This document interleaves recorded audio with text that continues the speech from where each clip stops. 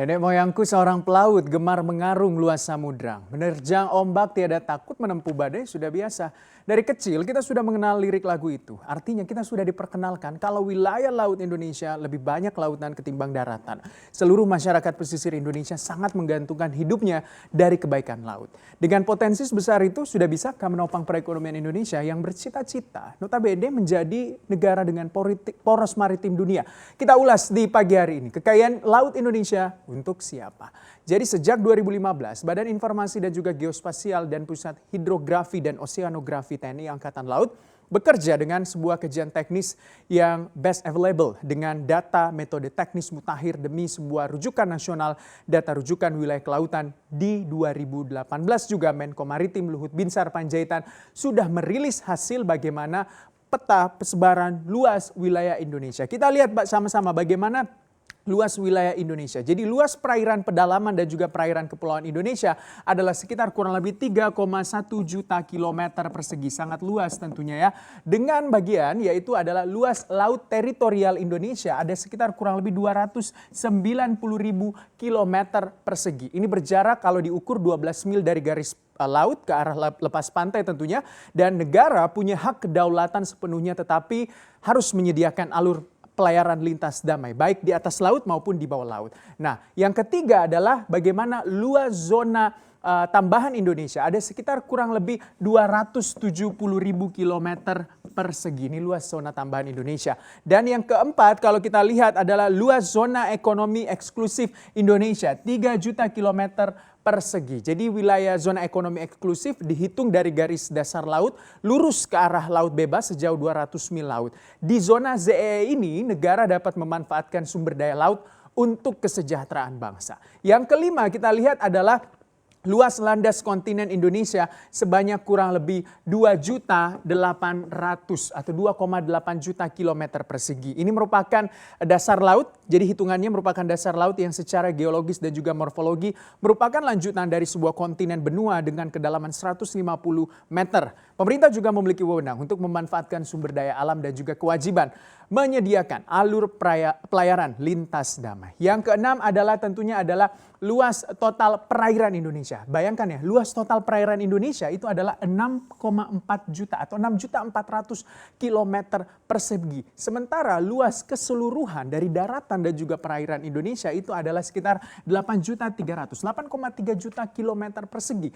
Artinya lebih banyak wilayah perairan ketimbang wilayah daratan ya. Dan panjang garis pantai seluruh Indonesia ada sekitar kurang lebih 108.000 kilometer kalau kita lihat. Nah, jumlah pulau juga di Indonesia itu sangat banyak tentunya. Kurang lebih ada sekitar 17.504 pulau dan ada sekitar kurang lebih 16.056 pulau yang sudah disubmisi ke PBB. Artinya masih ada beberapa yang belum disubmisi ke PBB. Dengan luasnya laut Indonesia ini tentu menyimpan potensi ekonomi yang sangat besar. Kita lihat tentunya bagaimana potensi ekonomi di Indonesia. Ini adalah nilai ekspor hasil perikanan Indonesia di tahun 2019.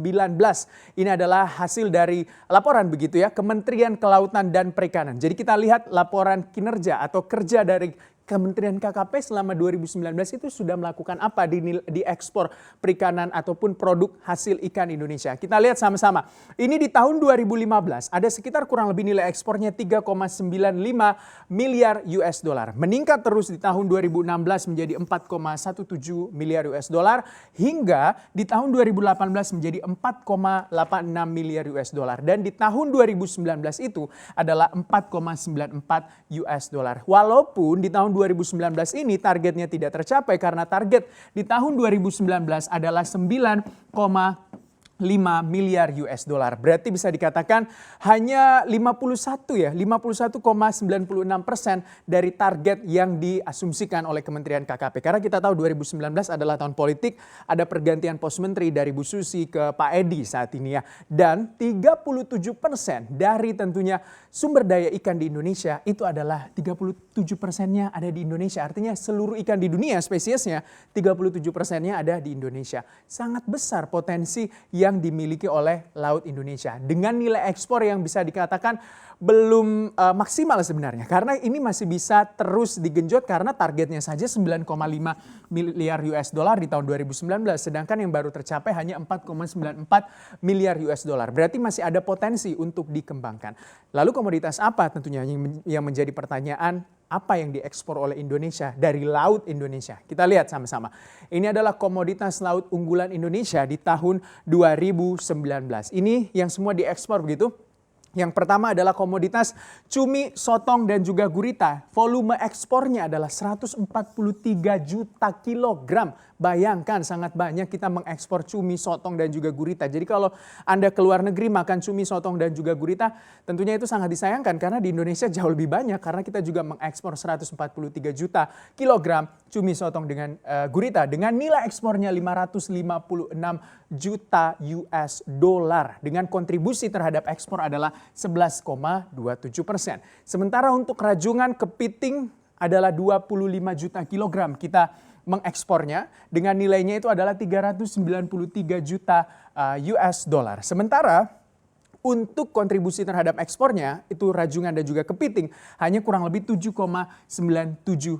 Dan kita lihat selanjutnya adalah rumput laut dengan volume paling besar di antara semua yang kita ekspor atau komoditas laut yang kita ekspor, yaitu adalah 209 juta dengan nilai ekspornya adalah 324 juta US dollar. Kita lihat ya kontribusinya terhadap nilai ekspor adalah 6,58%. Saya agak tercengang dengan melihat data ini karena banyak sekali ternyata potensi laut kita. Lalu ada tuna, tongkol, dan juga cakalang. Tiga jenis ikan begitu ya, yang ini adalah tentunya paling unggul dari ekspor komoditas laut Indonesia. 184 juta kilogram setiap tahunnya atau di tahun 2019 dengan nilainya itu paling besar 747 juta US dollar dengan kontribusinya adalah 15,14% terhadap nilai ekspor. Sementara udang adalah 207 juta dengan kontribusi nilai ekspor paling besar 1,7 miliar US dollar dengan kontribusinya itu 34,83%. Artinya walaupun volume udang itu kalau kita lihat volumenya agak sedikit di bawah rumput laut, beda 2 juta kilogram begitu selisihnya, tapi kontribusi udang terhadap ekspor Indonesia itu sangat besar, 34,83%. Nilainya juga besar, 1,7 miliar rupiah. Dan ini adalah yang paling besar, bos. Nah, di mana saja negara-negara tujuan ekspor dari komoditas laut Indonesia? Kita lihat sama-sama. 3 negara paling atas menurut data Kementerian Kelautan dan Perikanan. Ada China dengan paling besar yaitu 34%, lalu Amerika itu adalah 17,82% dan juga Jepang begitu ya, kita lihat 10,15%. Jadi Jepang ini meraih peringkat ketiga, tapi kalau kita lihat untuk China sendiri, karena kalau kita lihat China itu walaupun tujuan ekspornya 34%, tetapi kalau kita lihat secara volume paling besar ke Cina memang 408 juta kilogram, 408 juta kilogram ini untuk volume ekspor ke Cina. Tapi nilainya itu hanya sekitar kurang lebih 828 juta US dollar begitu ya. Nah, nilai ini hanya 16,78% berkontribusi terhadap nilai ekspor kita. Sedangkan untuk Amerika Serikat walaupun volumenya kecil hanya 17,82%, tetapi kalau secara nilai ini adalah yang terbesar, yaitu berkontribusi kurang lebih adalah 210 juta begitu 1,82 miliar US dollar, 1,82 miliar US dollar. Ini adalah nilai ekspor kita lebih besar ketimbang Cina begitu ya. Dan kalau untuk kontribusinya juga sangat besar 37,05% kontribusi ekspor kita ke Amerika. Jadi artinya walaupun jumlahnya cuma 17,82%, tetapi nilainya jauh lebih besar ketimbang nilai ekspor kita ke China. Jadi kalau Anda jalan-jalan ke Amerika hanya makan ikan, terus cakalang, rajungan, dan kawan-kawannya, itu semua adalah produk-produk Indonesia. Karena kita tahu nilainya sangat besar untuk ke Amerika Serikat. Jadi kalau ke luar negeri jangan makan produk ikan karena negara kita potensinya jauh lebih banyak. Nah, sedangkan bagaimana pengembangan tentunya untuk bagaimana pengembangan laut dan juga sumber daya laut dan komoditas laut di tanah air kita. Kita lihat bahwa tantangan dan potensi perairan Indonesia itu sangat besar.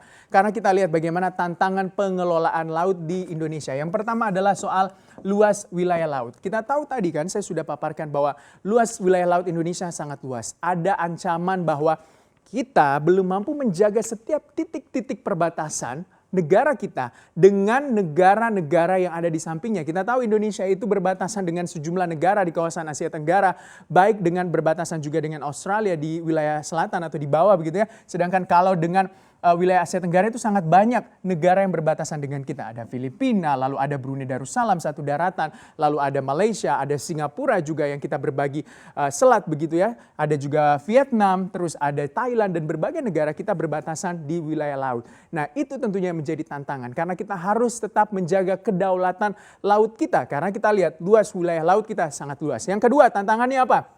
Illegal fishing.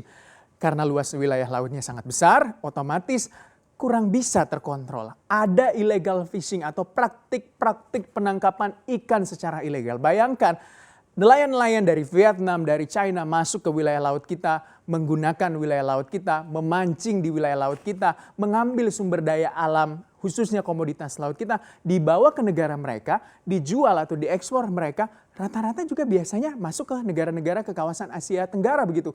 Ini yang tentunya harus juga menjadi perhatian pemerintah. Nah, yang ketiga adalah klaim China atas wilayah laut Cina Selatan. Nah, Indonesia memang tidak pernah menempatkan diri sebagai negara yang turut bersengketa dalam perebutan wilayah di Laut Cina Selatan. Namun belakangan aktivitas Beijing di dekat perairan Natuna kita tahu kian mengkhawatirkan. Nah, sejak Desember 2019 hingga awal Januari lalu, Badan Keamanan Laut atau Bakamla memergoki puluhan kapal ikan China yang dikawal dengan kapal penjaga pantai dan juga kapal fregat pemerintah Tiongkok menerobos masuk wilayah zona ekonomi eksklusif Indonesia di perairan Natuna. Selain itu juga kapal-kapal China mengambil ikan di wilayah zona ekonomi eksklusif Indonesia. Bakamla juga sudah mengusir, tetapi tentunya ini kapal-kapal China agak keras kepala karena tidak mau menjauh, karena sempat menjauh tapi kembali lagi untuk masuk ke wilayah perairan Indonesia dan masih bertahan juga di wilayah Indonesia selama beberapa saat. Negara kita sudah melayangkan nota protes terhadap China. Namun Beijing mementahkan dengan nota protes bahwa negaranya memiliki hak historis dan juga berdaulat di perairan Laut Cina Selatan atau di sekitar Kepulauan Nansha di Cina Selatan. Yang dianggap Jakarta masih wilayah zona ekonomi eksklusif Indonesia. Presiden Jokowi sempat geram dan juga mengerahkan TNI termasuk beberapa jet F-16 dan juga kapal angkatan laut untuk mengamankan perairan wilayah Natuna. Itu dia tentunya tantangan pengelolaan laut. Potensi di Laut Cina Selatan apa sih yang diperebutkan oleh 10 negara ini? Ini dia, dikelilingi oleh 10 negara. Tentunya ada China, Taiwan, Vietnam, Kamboja, Thailand, Malaysia, Singapura, Indonesia, Brunei Darussalam, dan juga Filipina. Otomatis wilayah ini sangat strategis. Karena potensi migas di perairan Laut Cina Selatan adalah 11 miliar barel tentunya. Ini adalah kalau kita lihat ada 190 triliun kubik cadangan gas alam di Laut Cina Selatan dan lalu lintas perdagangan dunia atau global juga terjadi di sana setiap tahunnya adalah 5 triliun US dollar. Sebegitu besar potensi Laut Cina Selatan yang juga berbatasan dengan negara kita. Jadi kalau di 2014 sampai 2019 pengelolaan laut di Indonesia di bawah tanggung jawab dan wewenang Sang Ratu Laut Ibu Susi Pujastuti dan sejak 2019 insya Allah ya sampai 2024 ini pengelolaan laut Indonesia di bawah tanggung jawab dan wewenang Aquamen kita sebutnya ya, Pak Edi Prabowo. Harapannya tak ada lagi pencuri ikan, tak ada lagi praktek-praktek penangkapan yang bisa merusak ekosistem laut Indonesia. Agar tak ada lagi pernyataan ataupun pertanyaan-pertanyaan kekayaan laut Indonesia itu untuk siapa sebenarnya. Karena faktanya banyak nelayan masih hidup di bawah garis kemiskinan. Hasil laut Indonesia masih dinikmati segelintir orang saja. Semoga pemanfaatan serta pengelolaan kekayaan laut bisa maksimal untuk hajat hidup bangsa Indonesia. Semoga juga kedaulatan di laut bisa dijaga agar cita-cita menjadi negara poros maritim dunia bisa terwujud.